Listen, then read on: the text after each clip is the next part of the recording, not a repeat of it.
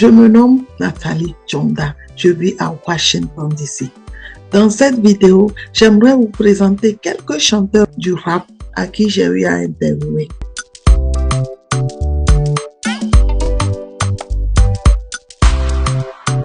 Nous sommes en direct de Washington DC aujourd'hui. J'ai le plaisir d'avoir le chanteur italien Zatara sur ma chaîne. Est-ce que vous pouvez vous présenter? Bonjour tout le monde, bonjour Nathalie, merci. Moi c'est Zatara, moi je suis compositeur, chanteur, MC, éducateur musical aussi pour gamins italiens. J'ai commencé il y a 20 ans avec la musique. Puisque vous dites que vous êtes italien, je peux savoir de quel côté vous venez de l'Italie? Je suis né et je viens de la région de la Toscane. La Toscane, je crois que c'est la région peut-être la plus fameuse, la plus connue, aussi aux États-Unis. Précisément, maintenant, je suis dans la ville de Sienne, Vous êtes italien, mais vous parlez très bien français. Vous pouvez me dire en fait comment vous avez appris le français? Qu'est-ce qui vous a motivé à parler couramment le français? On ne dirait pas que c'est un Italien. Vous savez, mon oreille est habituée au son, à la musique. La musique aide beaucoup quand tu vas apprendre les langues, même quand tu l'apprends dans la rue, comme je l'ai appris, les Français, dans la rue de Marseille. Car j'habitais à Marseille il y a quelques ans. Et voilà, maintenant, j'ai dû vendre mon appartement, mon petit appartement à Marseille, au Panier, qui c'est au Vieux-Port de Marseille. Et je suis allé là la première fois, c'était les 2006-2007, à cause de la musique. Vous savez qu'en Europe, les hip-hop et les rap notamment est arrivé en primo en France et à Marseille, grâce aux crus comme IM. Depuis quand avez-vous commencé votre carrière de musique? Depuis que j'étais petit, que j'étais gamin, j'avais appris les claviers, j'avais appris un petit peu la guitare, à jouer la guitare, mais je ne connaissais pas les hip-hop, les rap. Et un jour, j'ai vu un tag sur un mur dans cette petite ville que c'est Sienne, et donc c'était pas normal. À la fin des années 90, j'allais à Rome et à Bologne à chercher quelques-uns d'autres qui pouvaient m'expliquer ces trucs-là, des tags, des writing, du rap. Et juste après, j'ai commencé à connaître réellement qu'est-ce que c'était la culture hip-hop. Et voilà, je suis tombé amoureux. Quand j'avais commencé avec d'autres genres de musique à écouter, d'autres types de musique comme les rock, comme les nu metal, qui c'était plus à la mode ici en Italie dans les années 80, à la fin des années 90. Est-ce que vous pouvez me dire exactement en quelle année vous avez commencé votre carrière? Mon premier démo, c'était du 2003, donc il y a 19 ans. Et s'appelait Alma Pirata. C'était en espagnol. Alma, c'est-à-dire l'âme dedans nous. Pirata, c'était pirate. Donc, âme du pirate. C'était mon premier démo. Est-ce que vous pouvez me dire ce qui vous a motivé à devenir chanteur? Quand j'avais connu le rap, je me suis dit, ça, c'est le genre dont je me sens plus à l'aise. Car il y a plus de pouvoir aux paroles, aux lyriques, et moins à la musique.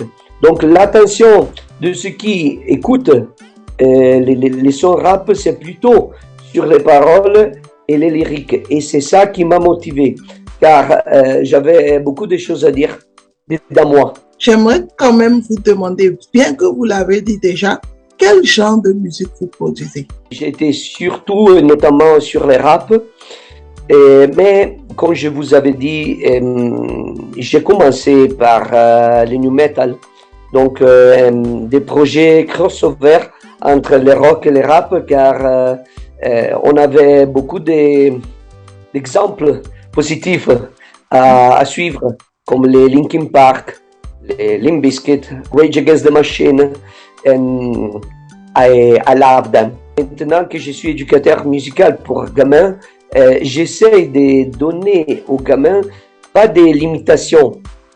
Et je veux pas qu'ils vont se confiner dans un genre plutôt que dans un autre. Donc, avant tout, je vous propose tous les genres musicaux, plus ou moins, de la musique classique à l'opéra. Vous savez, l'opéra italienne, c'est la plus illustre du monde, au funk, au blues, au rap, soul, R&B, pas de country car c'est pas mon délire, le country et la house music. Vous dites que vous enseignez les gamins aujourd'hui. J'aimerais savoir si vous chantez toujours ou vous êtes seulement devenu enseignant et m'expliquer au même moment par quelle chanson vous avez commencé votre carrière. La majorité de mon temps, je suis enseignant, mais quand même, aussi avec mes gamins, on va composer des sons et je suis en train de préparer une compilation des sons de moi avec mes petits et avec ma fille aussi qui s'appelle Agatha. Mon premier son avec j'ai commencé s'appelait 28 pugnalate et en français c'est-à-dire 28 coups de knife. C'était un son dur mais très important pour moi et c'était rap pur, rap underground à la East Coast. Vous pouvez me dire combien de chansons avez-vous aujourd'hui? J'ai un tiroir dans mon garage, un tiroir plein de papiers car j'adore encore écrire en papier et pas dans les portables ou pas dans l'ordinateur. Et j'ai plein de sons. Les numéros des albums que j'ai produits, c'était des albums originaux, pas des greatest hits, comme je disais, des sons 5. Et en plus, j'ai collaboré avec beaucoup de compilations, des mixtapes, et aussi en featuring avec des autres rappeurs ou MC ou chanteurs ou groupes. Je peux comprendre par là que vous étiez quand même un chanteur influent en Italie et en Europe. En train de Covid, c'est dur à s'imposer. Par exemple, quand les rap était arrivé en Italie, on n'était pas trop pendant toute l'Italie. Donc, on n'était pas trop. Et on se connaissait tout. Maintenant, vous savez, c'est autre chose. Ça fait plaisir et d'avoir été connu un petit peu dans mon petit endroit. Que ce soit la France, que ce soit l'Italie. Donc, je peux comprendre par là que vous étiez quand même reconnu comme un chanteur européen et en Italie et en France et aussi dans d'autres pays d'Europe. Je vais vous demander si vous avez eu déjà des awards. Au niveau national, vous savez, en Italie, on n'a pas les Grammy Awards, mais on a beaucoup des awards régionaux. En plus, en Italie, on a les festivals de Sanremo. C'était le festival, par exemple, que les Maneskin, les groupes rock italiens, a gagné il y a 2 ans. J'ai reçu seulement des reconnaissements régionaux, pas à niveau national. Parlez-moi de votre expérience en tant que chanteur de la chanson italienne et européenne. Quand tu sors un album, aussi la promotion, même si tu vas faire un petit tour avec les concerts, ça dure un mois. La musique, c'est un art. Donc, tu peux pas acheter ça, voilà, et tu vas poser une voix, et non. Et tu as besoin d'aller en studio. Tu as besoin de rester en studio, apprendre. Et quand tu vas poser, il faut que tu poses la première voix, la deuxième, la troisième. Tu vas les doubler. Tu vas faire les trucs à l'intérieur. C'est ça la musique. Donc tu bosses bien. Tu vas faire de la musique live. Tu gagnes quand même des awards. Et comme ça, c'est ton boulot. Et c'est comme ça que ça marche, la musique. C'est pas dans une chambre pour poser les sons sur Spotify. Effectivement, j'ai déjà entendu les artistes se plaindre qu'aujourd'hui, il n'y a pas les vrais chanteurs. En fait, tout le monde veut être chanteur. À cause de la technologie, ils ne se gênent même plus. Et puis, ils posent comme vous le dites, et puis ils se disent, ils sont des stars, ils sont des chanteurs. Mais ça ne marche pas comme ça. Puisque vous êtes un chanteur italien, j'aimerais savoir, est-ce que c'est facile d'être un artiste en Italie et en Europe? Non, c'est pas facile, c'est pas du tout. Et c'était plus facile il y a 15 ans, par exemple, ou il y a 10 ans. Et plus qu'on avance dans le temps, et plus que c'est difficile. On n'a plus, par exemple, les CD à vendre. La seule gagne des artistes, ce sont les concerts, car aussi avec les droits, en France, un petit peu mieux. Mais en Italie, pour les droits, ils ne te donnent pas trop. Car il y en a seulement une société qui a un peu le monopole pour gérer les droits des publications. En France, on en a 4 ou 5, c'est un peu mieux. Et donc, c'est dur. J'ai recommencé à étudier il y a quelques ans pour devenir éducateur musical, que je suis maintenant. Et pour moi, maintenant, vivre de ça, c'est déjà être bien chanceux, car je connais beaucoup de collègues qui, un après un, ils ont arrêté avec la musique car ils n'avaient pas trop d'audience après 10 ans ou 15 ans de carrière. Est-ce que vous avez quand même des financements? Non, pas du tout.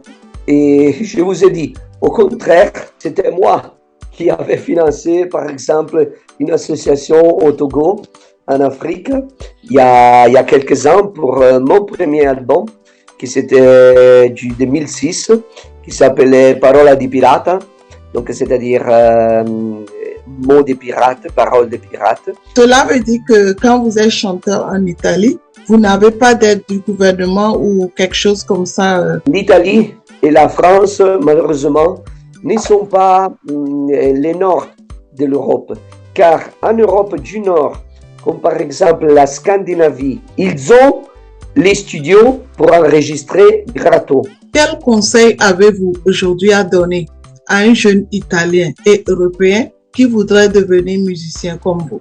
De voyager et d'écouter beaucoup.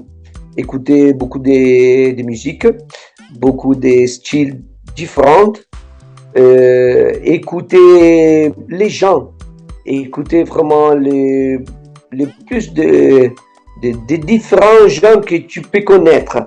Et juste après, revenir sur soi-même et prendre les décisions comment ils veulent. C'est la vraie clé du succès.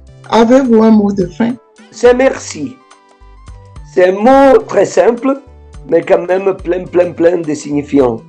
Et merci, d'accord, à vous pour cette interview, à ceux qui regarderont l'interview. Je suis bien content de ma vie comme musicien, de ma vie comme enseignant, de ma vie comme papa. Zatara, merci beaucoup d'être venu sur ma chaîne. Je rappelle qu'on est en direct de Washington DC aux États-Unis et j'espère qu'on se reverra très bientôt pour une autre interview. Merci beaucoup et à la prochaine. Au revoir.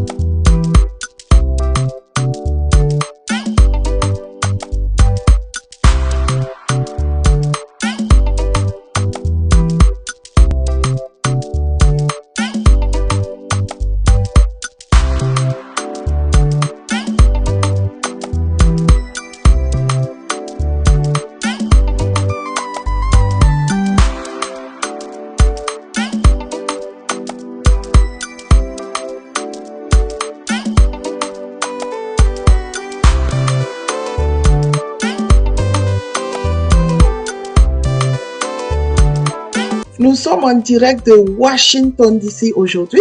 J'ai le plaisir d'avoir le chanteur togolais MCK sur ma chaîne. Est-ce que vous pouvez vous présenter? Ici c'est MCK, à l'état civil c'est Nimon Lovia. Je suis artiste, chanteur, rappeur togolais. Depuis quand avez-vous commencé votre carrière? Ma carrière, je l'ai débutée en 2014 avec un groupe nommé GRG à l'époque, à l'université de Kara. Vous êtes un chanteur togolais. J'aimerais savoir, vous êtes originaire d'où? Et puis, qu'est-ce qui vous a motivé vraiment à commencer votre carrière? Je suis de Somdinaro. Plus précisément, je vais dire Chikabia. Ce qui m'a motivé à rentrer sur la scène, c'est d'abord la musique que j'écoutais. Mes aînés, j'écoutais beaucoup les rappeurs, beaucoup de rappeurs, à l'instar de La Fouine, du Soufa, de Soprano. Et quelques rappeurs togolais comme Ali Jays, comme les Will Smith, à qui je fais un shout-out. Donc, ce sont eux d'abord que j'interprétais. Et avant d'avoir la chance de rentrer une fois en studio et de collaborer avec mes amis avec qui j'ai fondé le groupe GRG en 2014. Mais après, j'ai fait le remix de la chanson de Singila en Kabia, Rossignol en Kabia, version Kabia. Et c'est ça qui m'a vraiment sorti vis-à-vis de la scène, vis-à-vis du public. Les gens m'ont découvert. Et aujourd'hui, ça continue avec le rap en Kabia, rap Kabida.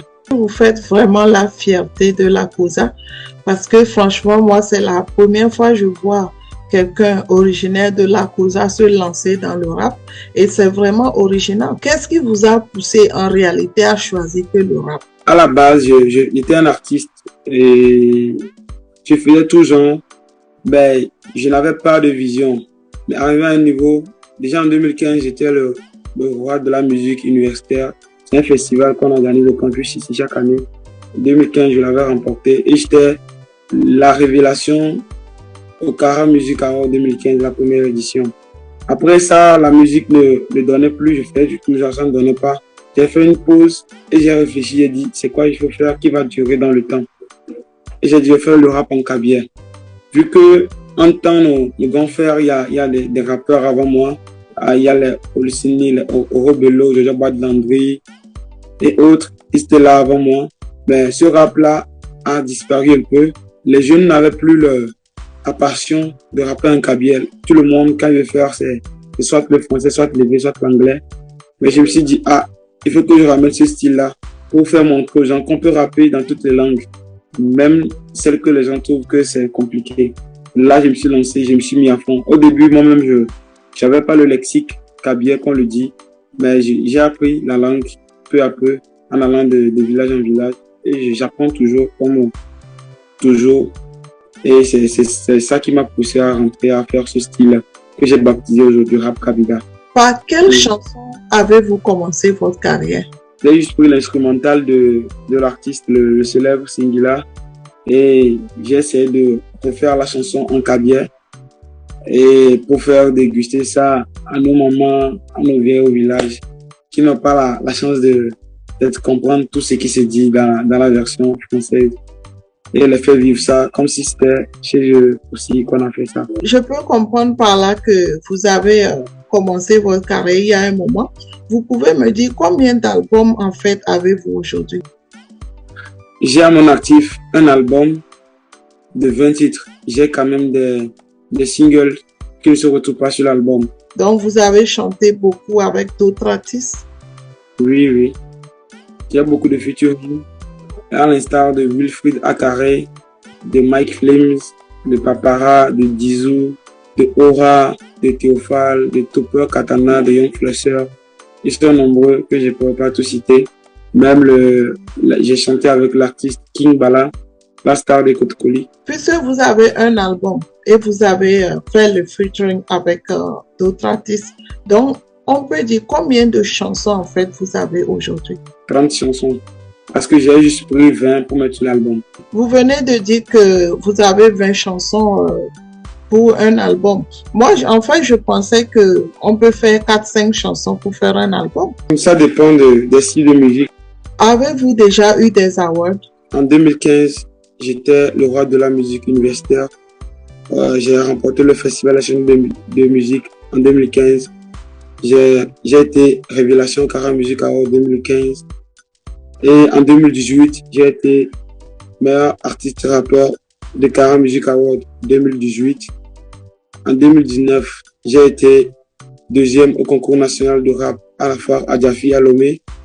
J'ai été le vainqueur du concours 201 Miss DJ de DJ Foug.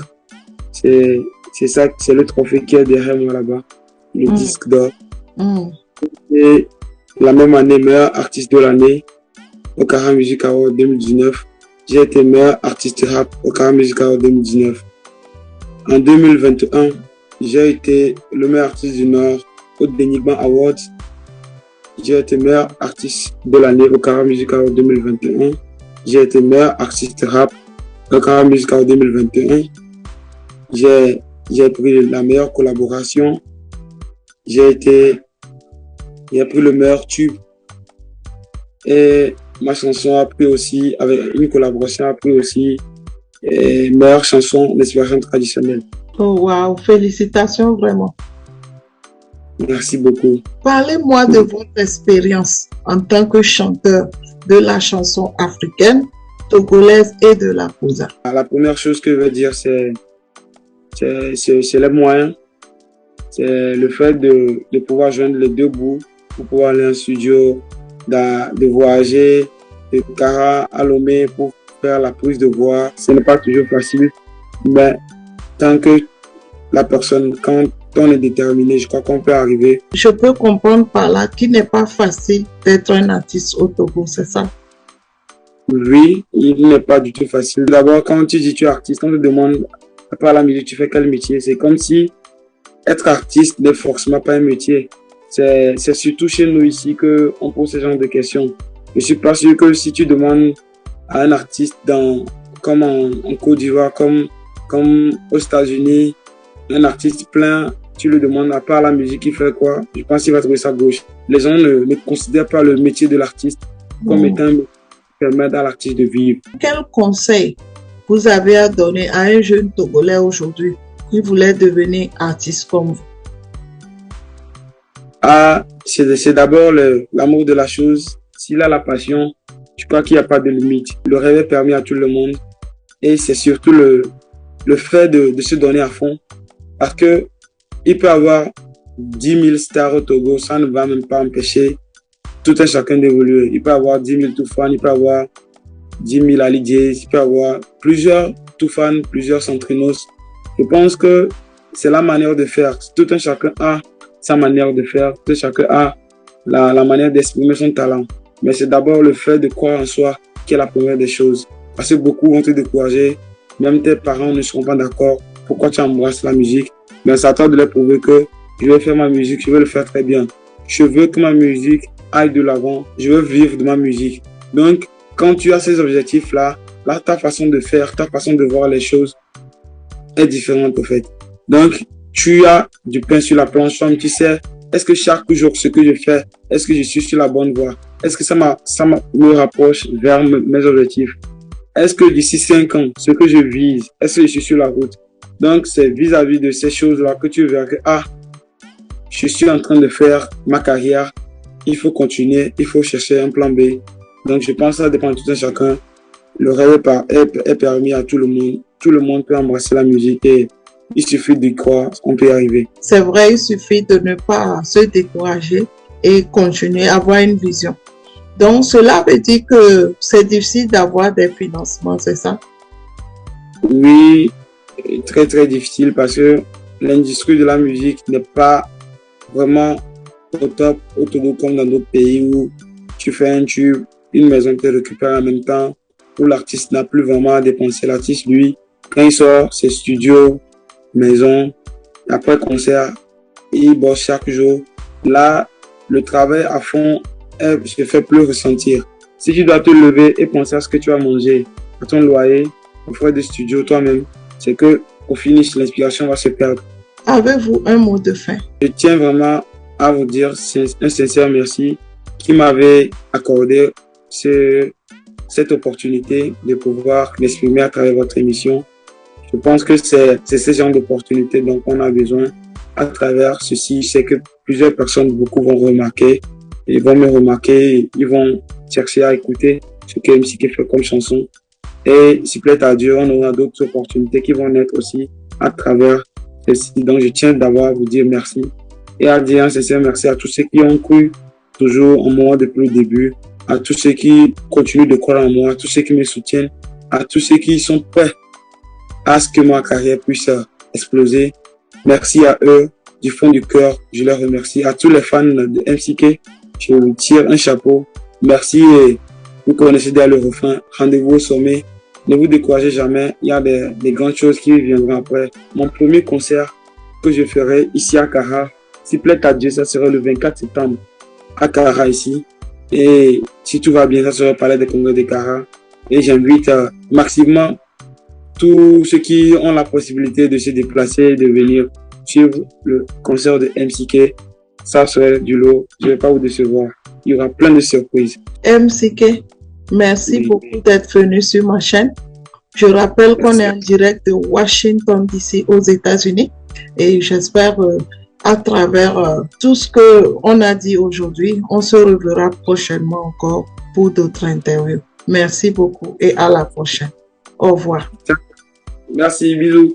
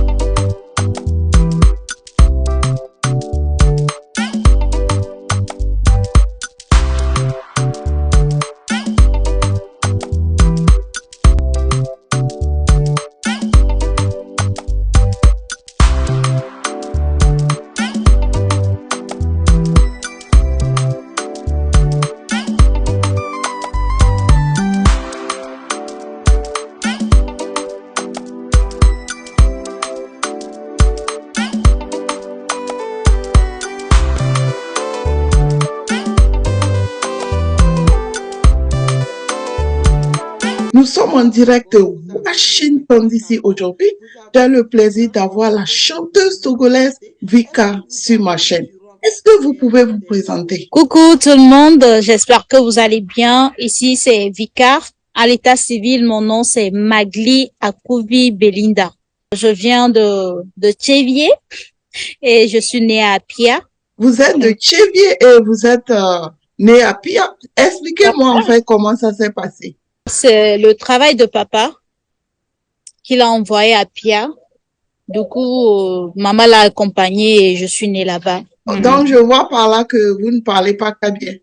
Non, je parle pas kabyle. Mais vous êtes retourné là-bas depuis ou? J'ai voyagé sur le Burkina, donc je suis passée par là, juste comme ça. Mais je suis plus retournée. Si c'est en Occident, vous n'êtes pas de Tchévier, mais vous êtes de Pia. Ah ouais? En Occident, on est né, on est d'où on est né en fait. Donc, je peux dire que vous êtes de Pia de la Cosa et vos parents sont de Tchévier. Exactement. Ok. Pourquoi vous avez choisi Vika comme nom d'artiste? En rap, j'avais pris le nom Lynn parce que mon nom c'est Belinda, donc j'ai pris Lynn comme nom d'artiste. Je suis partie voir un producteur On discutait, il me dit, mais c'est quoi ton nom traditionnel? Je dis Akouvi. Mais pourquoi tu ne prends pas Akouvi? Laisse affaire de l'île là. Je suis revenue à la maison, j'ai réfléchi, je dis, je vais pas prendre Akouvi, mais je vais modifier ça à ma façon. Donc, j'ai pris le VIKA de Akouvi pour faire Vika. Donc, vous pouvez me dire en fait, Vika, depuis quand avez-vous commencé votre carrière? La carrière professionnelle même a commencé en 2019 parce que je faisais des prestations et autres, les prestations récitales, les concours de rap parce que avant j'étais rappeuse à 9 ans à rapper. Donc, c'est en 2019 que j'ai connu la maison Bright Diamond Empire. Ils ont lancé un casting que j'ai participé. C'est de là que j'ai commencé par travailler avec eux. Et c'est pour ça que je dis que je commence une carrière professionnelle en 2019 avec la maison Bright Diamond Empire. Comment ça se fait que vous commencez votre carrière à 9 ans? Vous pouvez nous expliquer un peu? Quand nous sommes revenus de Pia, maman a vécu à Baie. C'est un quartier qui s'appelle Baie. Là-bas, il y avait mes oncles. C'était la maison familiale, la maison de grand-père. Donc, il y avait des oncles qui faisaient de la musique et tout. Donc, j'ai grandi parmi eux. C'est ça qui a incité quelque part une passion à la musique. Donc, en grandissant, j'ai voulu faire carrière dans la musique. Pourquoi vous avez choisi le rap? Parce qu'il me faisait plus écouter le rap. J'ai commencé par écouter les rap américains. Mais quand j'ai commencé avec la maison Bright Diamond, ils m'ont pas dit de laisser le rap, mais de faire une musique commerciale. Mais je dois forcément chanter. Et là, j'ai commencé les cours de chant et par la suite, percer dans l'afropop. Vous voulez me dire qu'aujourd'hui, vous ne faites pas seulement le rap. Vous avez adopté autre musique aussi dans vos chants. Vous avez commencé votre carrière en 2019. Et où en êtes-vous aujourd'hui? Je ne suis qu'au début de ma carrière parce que rien n'a encore commencé. Et je vois des retours positifs.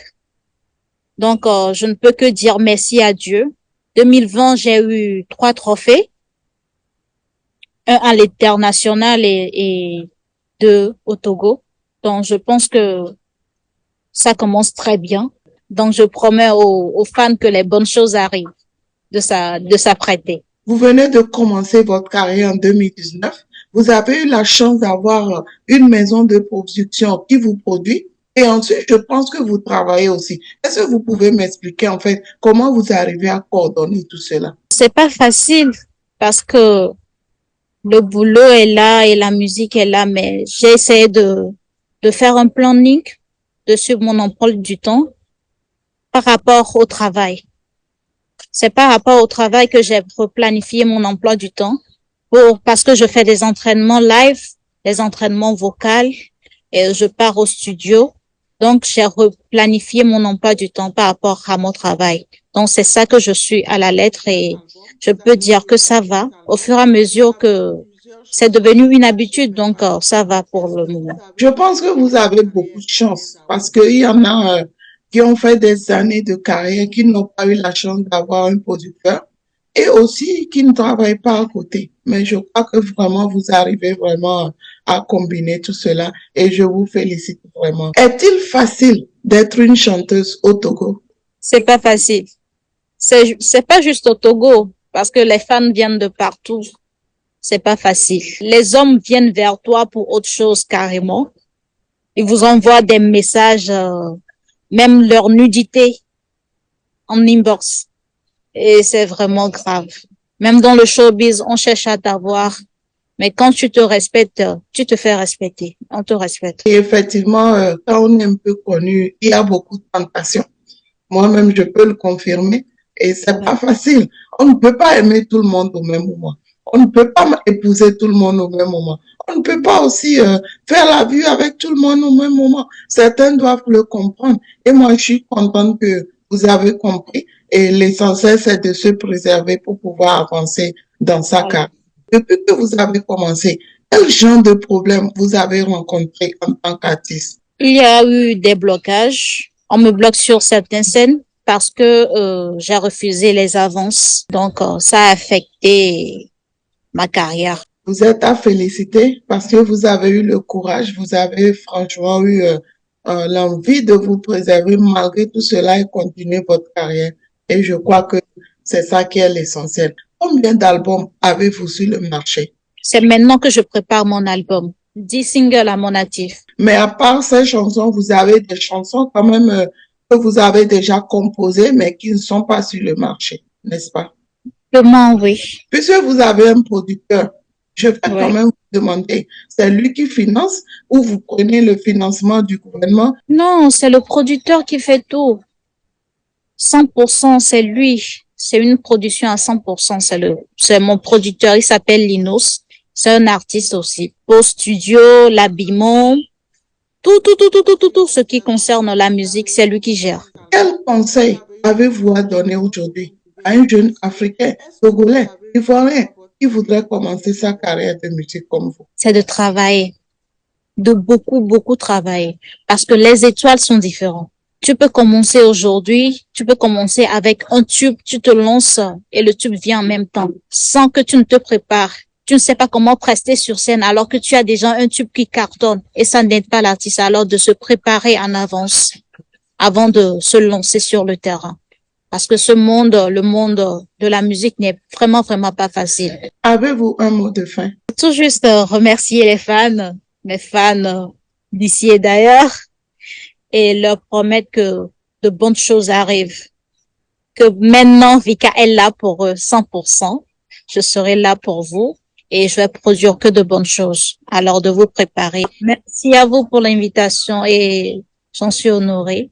Merci beaucoup à vous et je vous encourage à continuer. Vika, merci beaucoup d'être venue sur ma chaîne. Je rappelle qu'on est en direct de Washington, d'ici aux États-Unis. Je me sens honorée de voir une femme aujourd'hui qui fait du rap au Togo parce que c'est rare en fait d'avoir les femmes choisir le rap. C'est vrai que d'autres prennent le R&B et tout ça, mais le rap, j'ai pas vraiment vu au Togo. Je vous félicite vraiment pour ce choix que vous avez fait. Merci encore d'être venu sur ma chaîne et j'espère qu'on se reverra très bientôt pour une autre interview. Merci beaucoup et à très bientôt. Au revoir.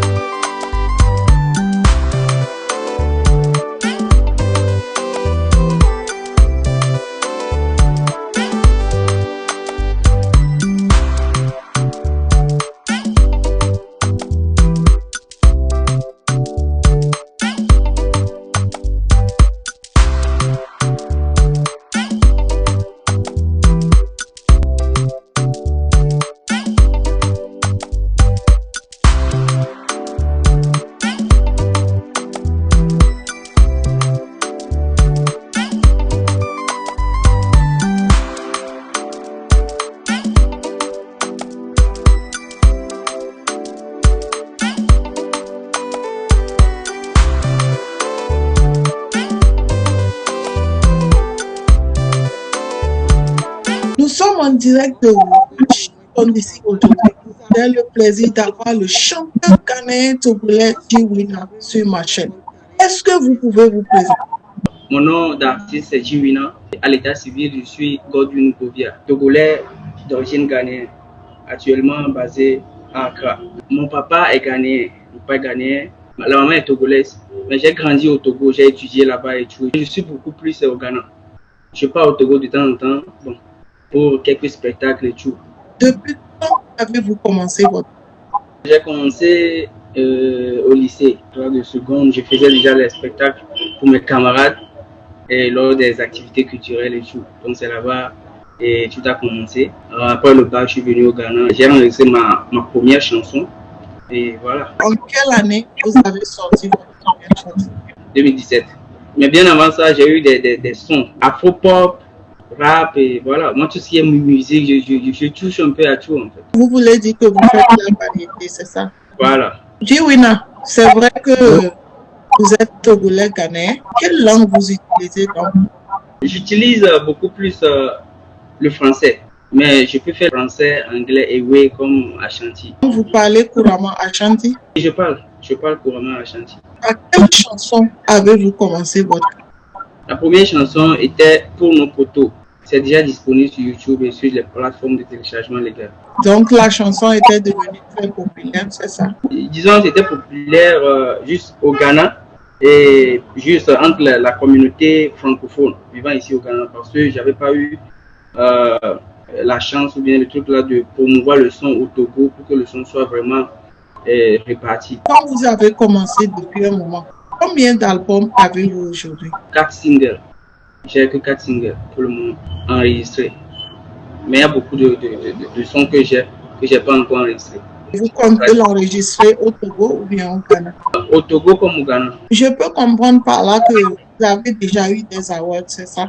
Bon, award professionnel, non. Mais j'ai déjà reçu un award de meilleur organisateur d'événements ici au Ghana. Lorsque j'étais chargé à l'organisation des événements des étudiants et stagiaires africains au Ghana. Est-ce que vous pouvez me parler en fait de votre expérience en tant que chanteur de la chanson ghanéenne et togolaise? Je suis ici au Ghana, bien que je suis ghanéen, mais au même moment je suis comme étranger ici, vous voyez, non, dans le domaine musical. C'est pas facile pour d'autres nationalités, par exemple un étranger, un artiste étranger de promouvoir ses chansons sur le territoire ghanéen, c'est pas facile. Du coup, certaines choses que je pouvais facilement faire au Togo, je peux pas les faire ici. Par exemple, avec un petit 20 000, je peux aller à une radio, payer pour qu'on puisse jouer mon son pour peut-être une semaine ou bien 2 semaines. Mais ici, c'est pas le cas. Si tu es ici au Ghana et tu n'as pas de chansons, les Ghanéens aiment beaucoup les chansons qui font danser et tout. Ils ne sont pas aussi habitués au style de musique francophone. Vous voyez, si ce n'est pas les oblasos, les anciens sons, la façon dont ils vont t'accueillir lors des prestations ici, ce n'est pas la même chose. Donc, je peux comprendre par là qu'il ne m'a pas d'être un artiste au Ghana, c'est ça? Vu que ma cible, c'est les Togolais, et moi, je suis au Ghana actuellement, c'est vraiment pas facile pour moi, quoi. Parce que je suis ici, même si c'est pour faire un spectacle, je dois voyager, aller-retour, le stress et tout. Vu que je suis pas sur place aussi, c'est pas la même chose, quoi. Par rapport aux artistes qui sont déjà sur le terrain. À cause de cette difficulté dont vous me parlez, quel conseil avez-vous à donner à un jeune Africain, un Togolais, qui voudrait commencer cette activité? Il faut essayer d'être original, quoi. Parce que c'est pas facile, mais il faut essayer d'être original, être précis, quoi. Par exemple, si tu veux chanter vraiment, il faut savoir quoi chanter. Parce qu'actuellement, le système même, c'est vraiment tough. Si tu veux être écouté, il faut être un peu différent, il faut être original, faire quelque chose, une chose que le public aime, mettre le moyen pour que la qualité du son soit vraiment pro, quoi. Déjà sur le terrain, il y a du bon son. Donc si tu veux vraiment être écouté, il faut que ça soit du propre, les paroles bien soignées et aussi prier. Avez-vous un mot de fin? Je vous remercie pour l'opportunité et je remercie aussi ces gens-là qui ne cessent de m'apprécier à chacun de mes sorties. Et les gens vraiment qui me donnent de l'espoir de continuer et tout, que vraiment je continue de les privilégier. Et que Dieu vous aide aussi dans votre combat, parce que c'est pas facile aussi. Pena, merci beaucoup d'être venu sur ma chaîne. Je rappelle qu'on est en ici aux États-Unis. Je suis très honorée de vous avoir, vous qui êtes un chanteur ghanéen et togolais au même temps. Vous êtes basé au Ghana. Vous avez sorti votre première chanson au Ghana et vous faites la visite du Ghana et du Togo. J'aimerais franchement vous remercier. On est en direct de Washington, d'ici aux États-Unis. Je vais vous revoir très pour notre interview. Beaucoup et à la prochaine.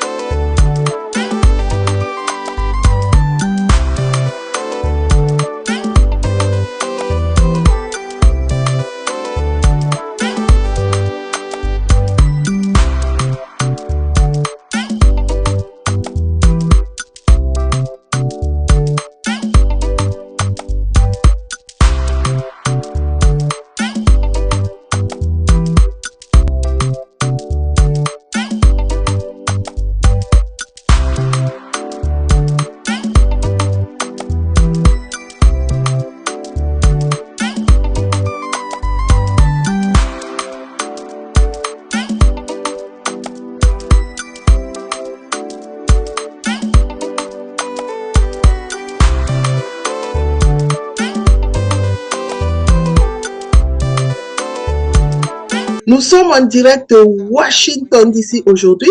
J'ai le plaisir d'avoir le duo togolais Onyx sur ma chaîne. Est-ce que vous pouvez vous présenter? C'est le duo Onyx. Nous sommes un groupe de chanteurs, compositeurs, arrangeurs et producteurs.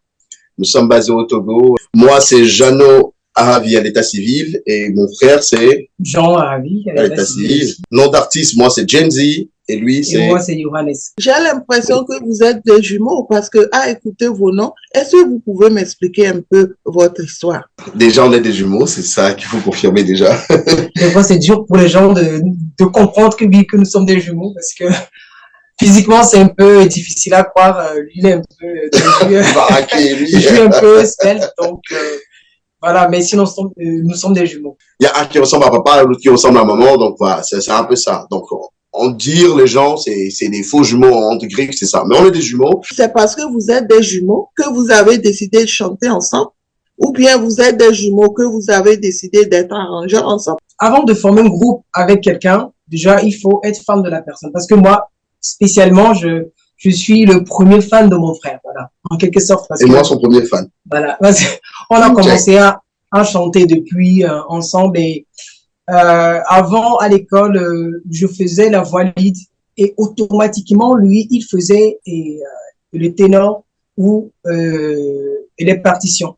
Donc, tout le monde nous disait que ben, vous êtes talentueux et tout, quand est-ce que vous allez chanter, vous allez faire ci, etc. Mais à nos débuts, on a commencé avec d'autres amis, on était au nombre de 4 et avec le temps, on s'est dit, bon ben, on laisse le problème de groupe et on avance ensemble en duo. C'est vrai que vous êtes des jumeaux, mais vous êtes des enfants des grands chanteurs connus au Togo, des célébrités dont on parle.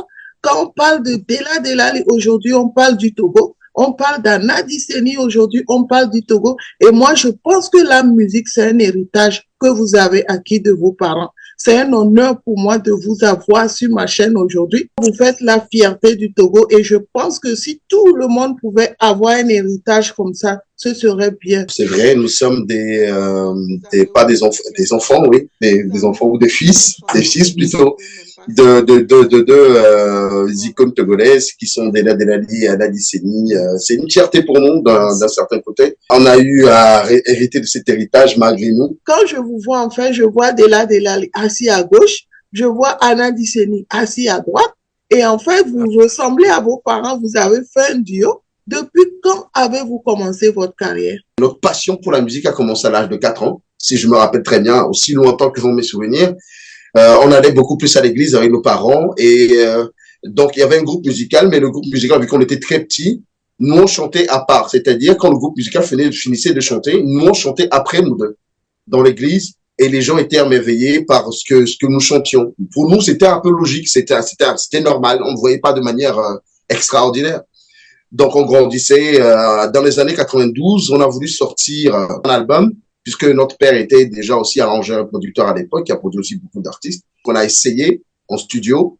Après, on s'est dit non, on laisse tomber un peu. Nos parents aussi étaient un peu contre parce que ça allait beaucoup plus nous brusquer dans notre quotidien. Et donc, beaucoup plus, c'était notre sœur, notre grande sœur, père son âme, qu'on a perdu en 2003, qui s'est focalisée dessus et qui devait normalement reprendre le flambeau de la famille. Mais après son décès en 2003, mon frère et moi, on a décidé non, que sa carrière ne soit pas comme ça. Il va falloir qu'on fasse quelque chose pour pouvoir faire la musique ou bien soutenir les gens qui voulaient faire la musique. On a commencé une production depuis 2003 et on a produit 21 artistes à l'époque avec un concert gratuit à l'appui. Nous-mêmes, on chantait pas. C'est en 2010 quand on a essayé avec les artistes qui venaient nous voir tout le temps, mais vous sortez quelque chose, vous essayez de sortir quelque chose, faites quelque chose. Donc voilà, on a essayé de sortir un truc après de multitudes d'échanges avec nos amis parce que Onyx n'était pas seulement duo, on était 4 à l'époque jusqu'à ce que ça se transforme en nous deux. Et après on a dit d'accord, en 2010 on va essayer de sortir un truc, on va voir comment le public togolais va réagir. On l'a sorti en 2010. On a vu que la réaction était immédiate. Votre père chante beaucoup l'amour et votre mère chante le gospel. Est-ce que c'est tout cela qui vous a motivé? Ils nous ont rencontré que quand on était venu au monde, la première fois quand ils devaient rentrer à la maison avec nous, et ils avaient demandé d'augmenter, en fait, de placer la musique dans la maison avant qu'on arrive. Donc, on était rentré dans une maison avec de la musique. Notre père avait un studio d'enregistrement chez lui, bien avant notre naissance. Donc, à chaque fois, c'était ça, on était dans la musique tout le temps. Donc, à 4 ans, pour nous, c'était logique, c'était comme si on s'amusait. Donc, chanter pour Dieu au début à l'église, c'était quelque chose qui nous venait comme ça. Et le pasteur, nous connaissant, puisque le pasteur venait à la maison, nous voyait chanter et tout. Et un jour, il nous a tendu les micros devant les gens et on a commencé. Tout le monde a aimé. À chaque fois, c'était plutôt le public qui demandait à ce que les petits jumeaux chantent. Et quand le groupe musical finissait, des fois on nous disait ok d'accord, chantez pour nous, chantez telle chanson, et on le faisait. C'était bien pour nous, c'était bien. Voyant les gens être heureux et tout, chanter pour Dieu, c'était bien pour nous, quoi. Du côté de ma mère, par exemple, elle est issue d'une famille musicale, c'est-à-dire tout simplement, même son grand-père était un compositeur qui a composé plusieurs cantiques dans notre cantique éveil. Du coup, on a été baigné, entouré par des parents qui sont musiciens et qui vous chantent tout le temps, même des fois des berceuses. C'était ma mère qui prend la guitare, qui vous chante. Et pour nous, c'était juste naturel. On le voyait pas à 4 ans comme un fardeau à porter ou quelque chose du genre. On se disait c'était logique. Donc, vous voulez dire que votre mère jouait à la guitare?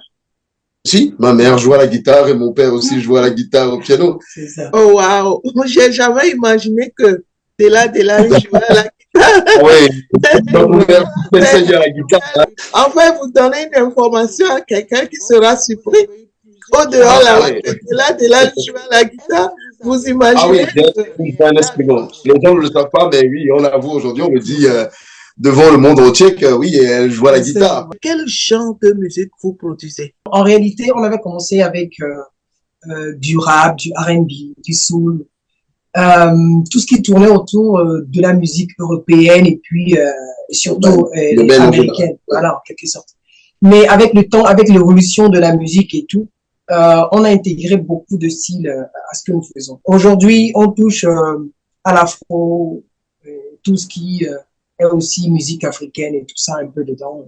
Ça fait un petit mélange. Pour nous, ce qui est très important, c'est la mélodie. Parce que chanter, c'est l'art de combiner les sons d'une manière agréable à l'oreille. C'est ça la musique. Donc pour nous, la mélodie est très très importante. Il faut toujours passer par la mélodie pour pouvoir mieux s'exprimer. et exprimer ce que nous voulons. Et dans cette mélodie, nous essayons toujours de mettre des styles afro dedans pour montrer nos origines plutôt, dans nos musiques. Comme vous êtes vous-même des arrangeurs, des producteurs, donc vous vous arrangez vous-même? On a ouvert réellement un studio en 2005. En fait, officiellement, c'était en 2005. Mais on avait déjà quelques matos, quelques matériels, je vais dire, pour arranger nous-mêmes nos morceaux, produire des artistes et tout ça. Mais quand même, on a eu l'habitude de travailler avec d'autres arrangeurs qui sont bien.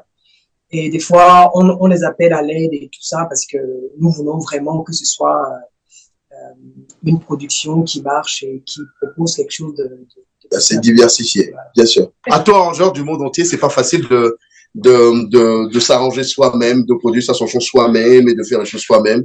Il faut d'abord aussi faire écouter aux autres et tout ça, c'est assez compliqué. Vous pouvez m'expliquer en fait votre rôle dans ce que vous faites? Par exemple, des fois, voilà, je suis inspiré, par exemple, je joue quelque chose sur mon ordinateur au studio et je l'appelle, je dis qu'est-ce que tu en penses? C'est un bon style. Il dit c'est bien et après on pose comme ça des voix témoins et après on arrange, on écrit. Tout ce qui concerne l'arrangement et comme l'avait dit, l'arrangement, la programmation et tout ce qui va avec, même le mastering, c'est lui qui s'en charge. Et moi, tout ce qui concerne la vidéographie, c'est-à-dire tout ce qui concerne les clips vidéo et tout, même le marketing, comment vendre nos produits, comment le présenter au public, machin, tout, c'est moi qui m'occupe de ce côté. Donc, je représente beaucoup plus le visage de Onyx que lui. Donc, lui, il est beaucoup plus interne et moi, beaucoup plus externe. Si on demande à voir le producteur tout à l'heure, c'est moi qui me présente. Si on demande à voir l'arrangeur, c'est lui qui se présente. Si on demande à voir celui qui fait le marketing, les vidéos, machin, tout, c'est moi qui me présente aussi de ce côté. Quand vous êtes des arrangeurs, des producteurs, vous pouvez me dire si c'est vous qui produisez aujourd'hui vos parents? Nous, les artistes que nous produisions, c'est-à-dire, nous sommes en train de produire, c'est que c'est nous qui faisons tout, c'est-à-dire de l'arrangement jusqu'à ce que les clips, le marketing, tout ce qui va avec, c'est-à-dire l'artiste ne dépense même pas un franc. Mais avec nos parents, c'est différent, on est en coproduction. Parce que ce sont des leaders déjà, donc on ne peut pas les produire, c'est déjà sûr et certain. On n'a pas cette force, cette capacité de les produire. On ne peut qu'apporter notre soutien. Donc, en ce moment, nous parlons de coproduction, c'est-à-dire, comme mon frère l'a expliqué, par exemple, eux, ils étaient dans une certaine logique avant, ils fonctionnaient déjà avec leur équipe, machin et tout. Mais comme nous, on a commencé par mieux s'intéresser à leur programme, on est devenu beaucoup plus mature et on a compris qu'on pouvait mieux les aider à mieux faire la musique. On s'est dit, d'accord, mais écoutez, on veut vous aider, mais non, mais écoutez, mais arrêtez de travailler avec les autres personnes. On va travailler en famille, on va voir ce que nous pouvons faire. Et ils nous ont fait confiance. Donc, du coup, depuis un certain moment, donc tout ce que nos parents sont en train de faire passe par le studio STBeat et puis en matière de visuel, ça passe toujours par moi. Donc du coup, jusque-là, ils sont satisfaits, nous sommes satisfaits. Combien d'artistes avez-vous produit jusqu'à aujourd'hui et combien aussi d'albums avez-vous sur le marché? On n'a pas encore sorti un album parce que on était un peu au mode d'essai. En 2005 déjà, on avait déjà produit, c'était des singles. On avait déjà produit plus d'une vingtaine de singles à au moins 12 artistes ou 10 comme ça, je crois. Et avec le temps, on a travaillé en collaboration avec 12 artistes qui étaient en vogue et tout ça. Et aujourd'hui, on a réouvert la production, mais c'est pour sortir des albums pour ces artistes-là. Depuis 3 ans, 4 ans, ils sont au nombre de 5 ou 6 qui sont sur la production permanente, maintenant de la production. Combien de chansons avez-vous aujourd'hui sur le marché? Nous avons au total 6 signés. 6? 26. C'est sûr. Aujourd'hui, nous avons Onyx combiné avec Gen Z et Johan. Nous avons au total 8 morceaux qui sont déjà sur le marché togolais. À part que vous êtes des arrangeurs, producteurs, vous chantez ensemble et vous chantez séparément, c'est ça? Oui. Voilà. C'est pour ça aujourd'hui nous sommes devenus un duo au lieu d'être un groupe. En fait. Donc, on est duo, Johan et Gen Z. Puisque votre père est un arrangeur et que vous êtes devenus des arrangeurs, est-ce que vous travaillez souvent en collaboration avec votre père? Oui, beaucoup. Avec les deux, même avec les deux. Voilà. Par exemple, la daronne, si elle est là, dans l'environnement, et il y a des fois des artistes qui n'arrivent pas à faire certaines partitions. Par exemple, je ne suis pas au top de la partition.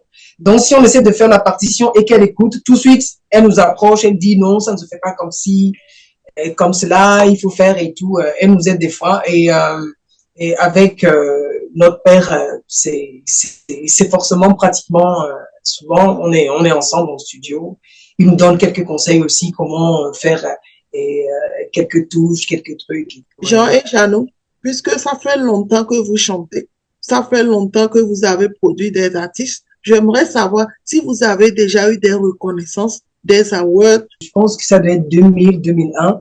Et lui, il a eu un award par rapport à sa production. Et l'award, c'était organisé par moi. Et il n'était pas le seul, il y avait d'autres maisons de production. Après, en 2011, je crois qu'on avait participé au Togo Hip Hop Award. C'était Togo Hip Hop Award. On était nominés. On était nominés, voilà. Donc, on n'a pas eu le premier prix, mais bon, ça ne fait rien, c'est toujours comme ça. Jean et Jeannot, parlez-moi de votre expérience en tant que chanteur, en tant qu'arrangeur, en tant que compositeur et producteur togolais. En tant qu'arrangeur, on a commencé en 2003. On a commencé en 2003, fin 2003, 2004, on a commencé. Et, quand on a arrangé un premier titre sur l'album de notre mère, c'était La Paix, je crois. Non. La Paix. Mais c'est La Paix. Et ça a intéressé beaucoup de gens. Et là, on s'est dit, OK, d'accord, voilà, pourquoi pas continuer comme ça. Et après, je pense que 2005, on a arrangé un son aussi qui avait marché, en fait deux sons. C'était un artiste qui s'appelait Tesco, le rebelle. En ce moment, il était vraiment connu avec son groupe Afin Clan, je crois. Et on a aussi arrangé Richek et Titi dans le temps avec Fit Tesco. Ouais. On a Martha, le rebelle. Martha la star. Ouais, Martha la star. Il y avait tellement. Ouais, voilà. Il y avait tellement de gens à l'époque. C'est ça, il y avait beaucoup de gens. Maintenant, après, on a fait une production où on a produit beaucoup d'artistes. En fait, ceux qui voulaient devenir des artistes dans le temps, et c'était gratuit. C'était aussi une bonne expérience pour nous. Il y a des noms comme Almok, puisque c'est notre petite cousine. Donc, on a toujours travaillé ensemble à ses débuts avant qu'elle nous rejoigne une production. Aujourd'hui, nous travaillons, je dois dire vraiment, en coproduction avec Chorus Melo. C'est un artiste vraiment talentueux, je dois le dire. Il a déjà sorti un single qui a été vraiment un succès. On a eu quand même le plaisir de travailler avec Kwame Eugene, la star ghanéenne, à ses débuts. On a eu à travailler sur un son avec lui. Selon ce que vous dites, je peux comprendre qu'il n'est pas facile d'être un artiste et un arrangeur au Togo, c'est ça? Non seulement pas facile d'être un artiste d'abord, et aussi producteur, mais en tant qu'artiste, c'est tellement compliqué parce que tout ce que tu fais vient de tes propres moyens. Et c'est assez complexe. C'est assez complexe. C'est même pas facile du tout d'être un producteur au Togo. C'est pas facile du tout. C'est pas facile du tout. Et on connaît la scène musicale togolaise aujourd'hui. Donc ceux qui l'ont fait et ceux qui continuent par le faire, moi je profite de cette occasion pour leur dire chapeau. Parce que je suis dans le domaine, je sais ce que c'est. Je sais comment c'est dur pour nous de pouvoir tout le temps donner de notre énergie à quelqu'un d'autre. J'ai eu l'opportunité d'interviewer plusieurs artistes, arrangeurs même de plusieurs pays. Ils ont tous les mêmes choses à dire. C'est pas facile. Mais je pense que c'est l'Afrique, en fait, les gouvernements africains qui ne savent pas comment supporter les artistes. Cela veut dire que c'est même pas possible d'avoir les financements. C'est pas facile, mais pas que c'est impossible. C'est pas facile de les avoir. Quel conseil avez-vous aujourd'hui à donner à un jeune africain ou togolais qui voudrait être arrangeur, compositeur ou chanteur comme vous l'avez été? Aujourd'hui, pour tout Africain qui veut être arrangeur ou chanteur, moi, une seule chose, je veux leur dire, ne baissez pas les bras et cherchez l'excellence dans ce que vous faites. Un jour, ça finira toujours par payer. Parce que c'est par passion que vous le faites. Et essayez de vous améliorer tous les jours. Parce que si on veut être connu dans le monde entier, il va falloir qu'on fasse mieux que les autres. On doit faire mieux que les autres. Même si on doit faire nos traditions, nous devons être meilleurs dans ce que nous faisons. Cherchons l'excellence dans ce que nous faisons.